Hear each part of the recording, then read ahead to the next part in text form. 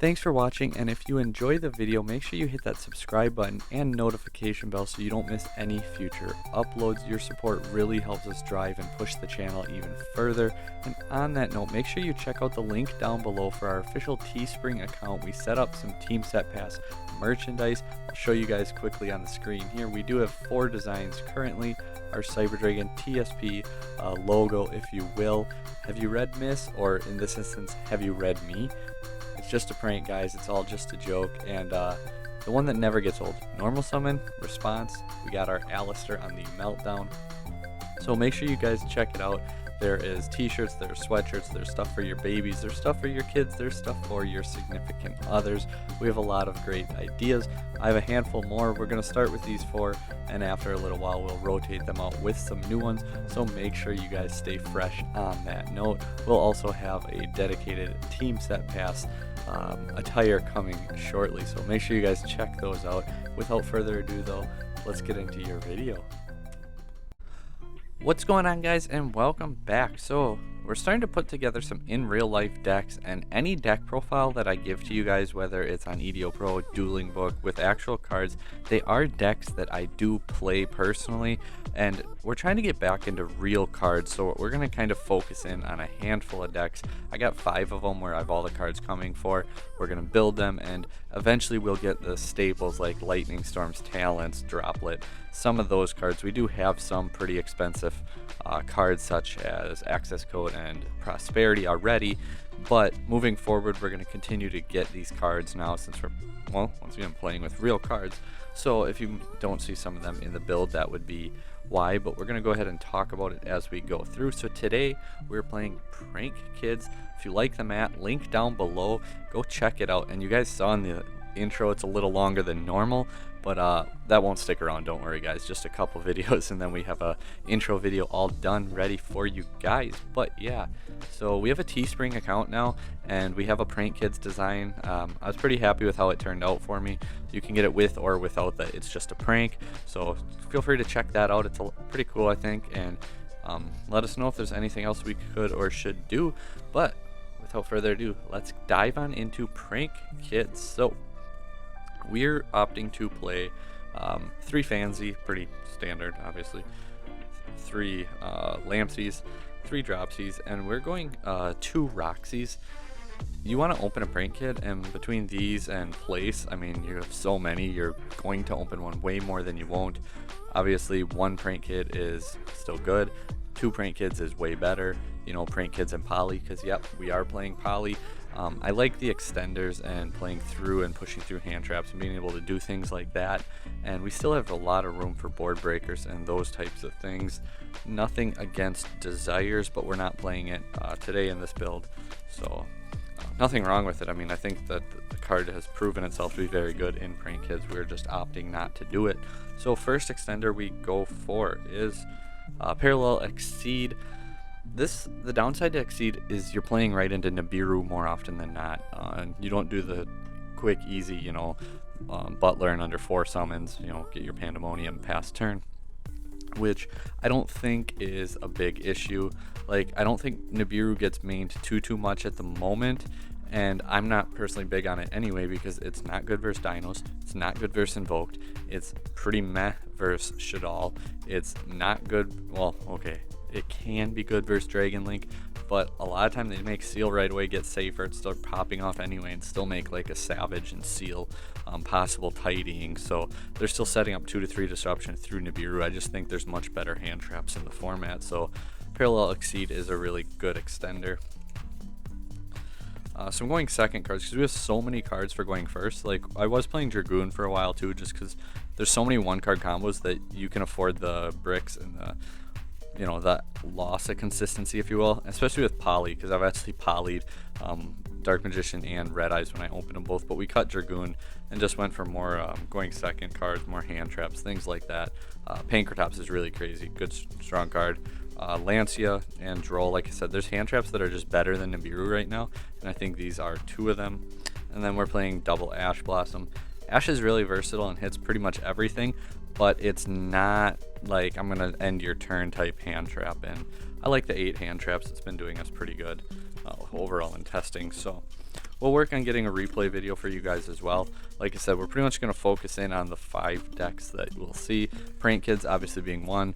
We're not counting Cyber Dragon because that's just a given. We'll always bring you guys the most up-to-date Cyber Dragon content that we can.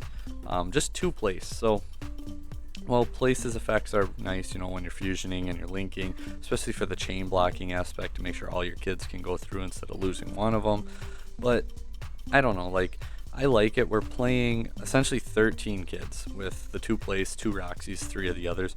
Your odds of opening 1 out of 13 are really, really good. So I'm not too worried about, you know, not playing the 3rd place, not playing Terraforming, not playing the 3rd Roxys.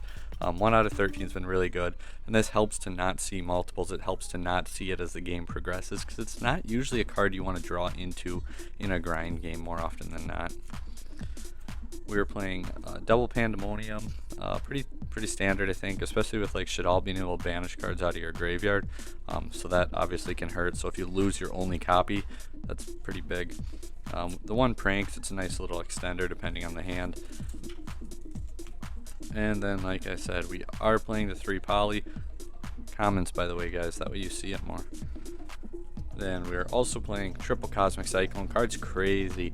If you have Lightning Storm, I completely understand playing Lightning Storm instead, because you just blow them out. You hit all the back row, you can hit monsters, but a lot of good players just already summon in defense anyway. And versus Dragon Link, what? They're going to negate it. Versus Eldritch, they're going to chain everything, float everything.